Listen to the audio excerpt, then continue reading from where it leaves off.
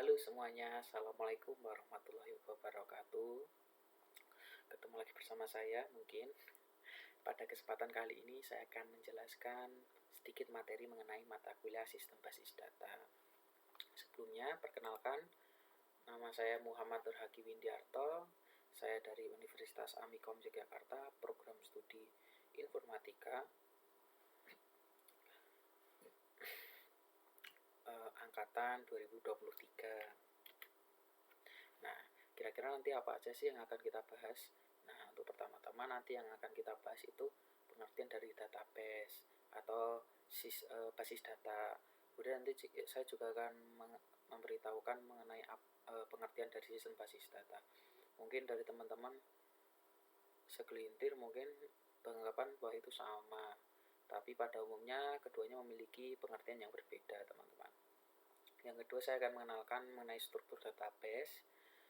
Nah, nanti sini sebelum strukturnya saya akan mengenalkan suatu hal yang nanti juga akan terhubung dengan struktur dari database. Yang ketiga, saya akan menjelaskan mengenai relasi tabel atau relasi setiap tabel, karena dari banyaknya data di database itu pasti tidak pasti, tapi kemungkinan besar mereka saling terikat suatu relasi. Kemudian yang keempat adalah pengenalan CRUD. Nah, oke. Kita lanjutkan. Nah, pertama-tama apa sih itu basis data? Oke, basis data itu pada umumnya adalah wadah untuk menyimpan suatu data. Kalau di HP kita mungkin gampangnya teman-teman ada kontak kan. Nah, kontak itu menyimpan banyak data. Banyak data tersebut disebut basis data. Seperti itu. Kalau di kampus mungkin ada pasti ada. Di kampus itu semua data mahasiswa disimpan di suatu server, yang server itu nanti terdapat basis datanya. Jadi pada intinya basis data atau database itu merupakan suatu data yang jumlahnya banyak tetapi dia terstruktur seperti itu di suatu perangkat dan bisa diakses seperti itu. Nextnya, nah kalau sistem basis data itu apa sih? Nah, sistem basis data itu merupakan suatu sistem yang digunakan untuk mengakses suatu basis data atau database yang gunanya untuk memanipulasi suatu informasi, baik itu menambah, mengurangi, atau mengedit data yang ada di database. Seperti itu, teman-teman. Jadi berbeda ya antara basis data dan sistem basis data. Seperti itu. Untuk selanjutnya, sini saya akan mengenalkan kepada teman-teman mengenai struktur dari basis data itu. Nah, sebelum saya mengenalkan struktur basis data, sebaiknya teman-teman mengetahui mengenai hal ini, yaitu dua hal, entitas dan atribut. Kira-kira apa sih entitas dan atribut? Nah, entitas itu merupakan gambaran di dunia nyata atau objek yang ingin kita jadikan di basis data. Contohnya, misalnya di suatu kampus, nah di situ terdapat mahasiswa kan. Nah, mahasiswa itu sebagai entitas. Kalau tidak, di suatu kafe, di dalamnya terdapat pegawai. Nah, pegawainya itu sebagai entitas. Kemudian kalau atribut merupakan komponen yang intinya itu untuk menyimpan suatu identitas dari entitas tersebut. Semisal tadi mahasiswa ada NIM, ada nama, kemudian ada alamat. Nah, itu disebut atribut. Nah, berikutnya kita akan langsung mengenal mengenai struktur struktur basis data, teman-teman. Nah, dari struktur basis data itu terdapat tabel dan kolom. Pada intinya, tabel itu seperti entitas. Tapi ini di dalam database. Entitas itu tabel mengimplementasikan entitas yang sebenarnya.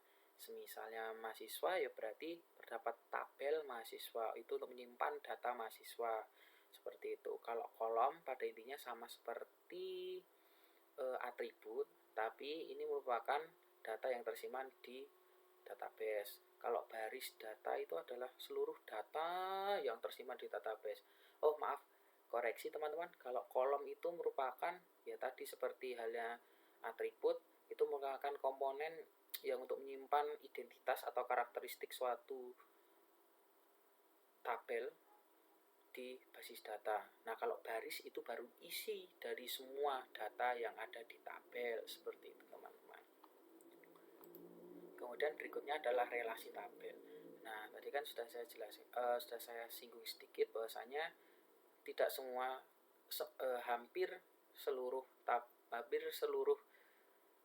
data di database biasanya memiliki relasi antar satu dan data yang lain, seperti itu. Nah, relasinya itu ada one to many, dan many to many. Nah, sini akan saya jelaskan sedikit ya mengenai pengertiannya ya teman-teman. Untuk one to many itu langsung saya kasih analoginya aja. Maaf sebelumnya, untuk one to one itu bisa kita analogikan seperti data mahasiswa dengan data mahasiswa dengan data KTM, kartu tanda mahasiswa. Dalam hal ini satu mahasiswa hanya bisa memiliki satu KTM dan satu KTM hanya bisa dimiliki oleh satu mahasiswa. Jadi jika dibalik hasilnya tetap sama, berarti itu one to many. Kemudian ada bukan one to many, itu adalah one to one. Kemudian berikutnya adalah one to many.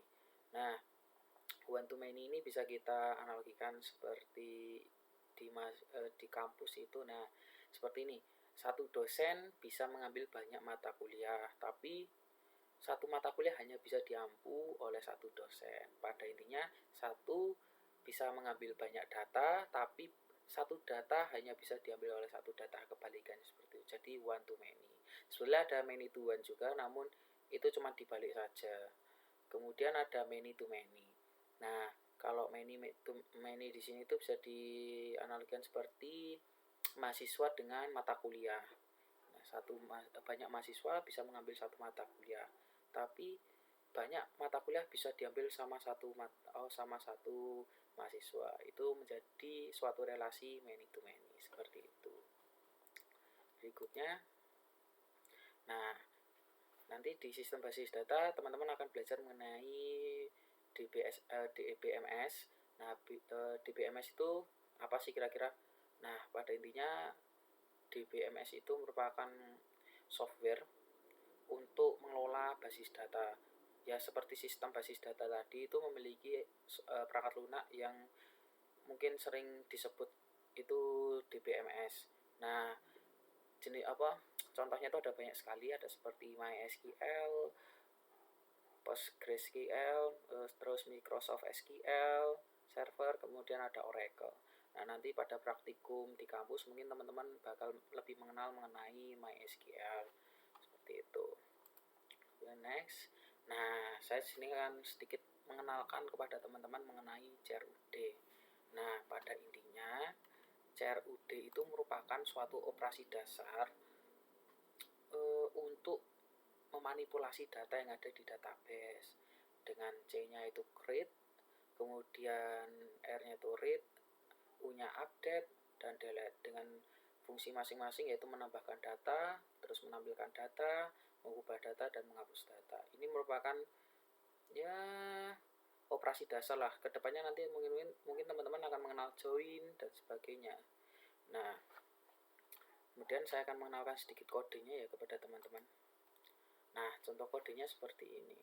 Untuk create itu biasanya kita bisa menggunakan insert. Nah, insert di sini berfungsi untuk menambahkan data ke tabel mahasiswa dengan atribut NIM, nama, dan prodi. Atribut seperti itu, atau bisa disebut sama kolom seperti itu. Nah, values itu adalah data yang ingin kita isi, seperti NIM-nya tersebut ditulis 2315758, kemudian namanya Budi, kemudian prodinya informatika, seperti itu. Kemudian untuk read di sini ada select, kemudian untuk selectnya itu digunakan untuk melihat seluruh data pada suatu tabel. Kemudian ada update, dan yang terakhir adalah delete untuk menghapus, seperti itu. Mungkin sekian yang bisa saya sampaikan, kurang lebihnya mohon maaf. Wassalamualaikum warahmatullahi wabarakatuh.